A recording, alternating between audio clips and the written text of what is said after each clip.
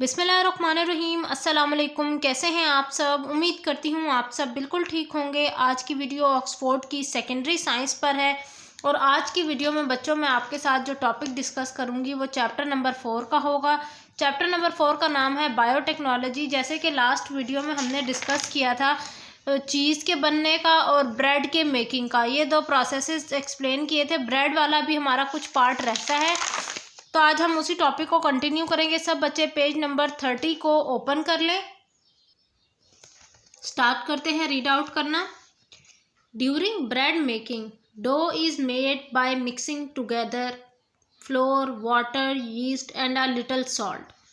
कह रहे हैं कि जिस टाइम पर हम ब्रेड यानी डबल रोटी तैयार कर रहे होते हैं उस टाइम पर जो उसकी डो है या उसकी डो बनाने के लिए किन किन चीज़ों की ज़रूरत होती है?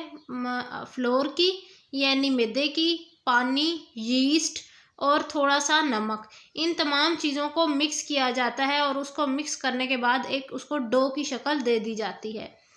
After the dough has been thoroughly mixed और kneaded it is put in a warm place. जब ऐसा हो कि वो डो अच्छे तरीके से उसे जब गूंद लिया जाता है, जैसे हम आटा गूंदते हैं ना, बिल्कुल इसी तरह से, तो उसके बाद उसे किसी गर्म जगह पर रख दिया जाता है। The yeast respire and feed on the sugar, breaking them down into ethanol and carbon dioxide।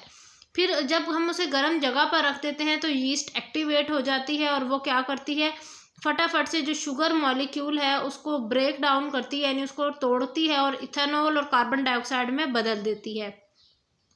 It is a bubbles of carbon dioxide which cause the dough to rise. Basically carbon dioxide के बुलबुले हैं जो कि मजबूर करते हैं dough को कि वो फूल जाए या वो राइज हो जाए। As the dough is baked, जो ही डो जो है ना वो पक जाती है, द इथेनॉल इवेपोरेट, उसमें से इथेनॉल सारा निकल जाता है। While the bubble of carbon dioxide expand to give the bread its spongy texture. जबकि जो कार्बन डाइऑक्साइड के बुलबुले हैं वो उसके अंदर रहते ही फैल जाते हैं ताकि जो ब्रेड है, जो डबल रोटी है, वो नरम सी रहे। If dough is made without yeast, अगर बगैर यीस्ट के हम डो बनाते हैं तो the dough will not rise, तो उसके रिजल्ट में क्या होता है कि हमारी डो फूलती नहीं है। The bread it make is called unleavened bread, और वो ब्रेड जो यीस्ट के बगैर बनाई जाए उसे हम अनलीफेंड ब्रेड कहते हैं, क्योंकि वो मुकम्मल तौर पर फूली नहीं होती और होती भी हार्ड है। The ancient Egyptian were the first person to make leavened bread about 5,000 years ago. They used to keep a store of sour fermented dough that was added to each new mixture to make the bread rise. This sour dough was probably discovered by by accident when yeast spores were blown onto the dough that had been mixed and put it to one side before baking. अच्छा, वो कह रहे हैं कि ऐसी bread जो कि yeast के बगैर बनी थी वो पहली दफ़ा कहाँ बनाई गई थी? वो कहाँ बनाई गई थी? वो इजिप्ट के एक बाशिंदे ने बनाई थी। बहुत पुरानी, मतलब 5,000 साल पुरानी बात है ये। और उसने क्या किया था कि ब्रेड को फर्मेंटेशन के अमल से गुजार कर उसको बनाया था और बेकिंग से पहले ही जो है ना उसको डो को राइज करवाया था without the help of yeast. The fermentation carried out by other kind of bacteria is used to make yogurt and pickles. Fermentation जो कि वो दूसरे किस्म के बैक्टीरिया की मदद से जो अमल होता है फर्मेंटेशन का, उसका इस्तेमाल किया जाता है ज़्यादातर दही और अचार बनाने के लिए। Bacteria are used to ferment grass to produce silage as food for farm animals. इसके अलावा बहुत सारे बैक्टीरियाज का इस्तेमाल किया जाता है ताकि वो ग्रास यानी घास के अंदर वो फर्मेंट हो सके और वो फिर चारे के तौर पर डालें जानवरों को।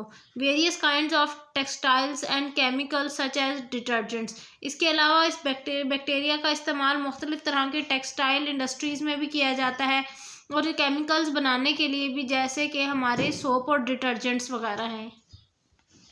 नेक्स्ट हमारे पास यहाँ ये पिक्चर है, इसकी डिस्क्रिप्शन भी रीड आउट कर लेते हैं।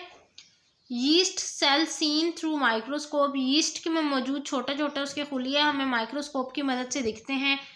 Yeast grow naturally on the skin of fruit. Yeast जो है वो कुदरती तौर पर अगर देखनी है तो किसी भी हम फ्रूट की स्किन के ऊपर देख सकते हैं। जिस तरह के वो ब्लैक ब्लैक धब्बे बने होते हैं ना, तो वो ब्लैक धब्बे बेसिकली यीस्ट होती है। और यीस्ट करती क्या है, वहाँ से जो शुगर का एलिमेंट है ना वो सक करती है। The cell divide rapidly as they feed. जूं जूं वो अपने फ्रूट के अंदर से शुगर सक करती रहती है, वो पूरे फ्रूट को ख़राब कर देती है। Yoghurt is made by adding certain bacteria called lactobacilli to milk and then allowing this to ferment without oxygen. Yoghurt में हम बनाते टाइम हम बैक्टीरिया का इस्तेमाल करते हैं, जिस बैक्टीरिया का नाम क्या है, लैक्टोबैसिला। लैक्टोबैसिला का काम क्या है कि वो दूध को फर्मेंटेशन के अमल से गुजारता है और उसके रिजल्ट में विदाउट ऑक्सीजन, ऑक्सीजन के बगैर, यानी एनारोबिक रिस्पायरेशन के प्रोसेस के थ्रू, और उस तरह करके जो योगर्ट है वो तैयार हो जाती है। ये तो आज का टॉपिक हमारा कवर हो गया। इंशाल्लाह अब जो नेक्स्ट वीडियो है उसके अंदर हम पेंसिलिन एंड अदर एंटीबायोटिक्स इस टॉपिक को हम डिस्कस करेंगे। तो तब तक के लिए आपने वीडियो को ज़रूर एंड तक देखना है। वीडियो अच्छी लगी हो तो लाइक कीजिए, चैनल को सब्सक्राइब करना मत भूलिएगा ताकि आने वाली तमाम वीडियोज़ आप पर बआसानी पहुँच सकें। अल्लाह हाफिज़।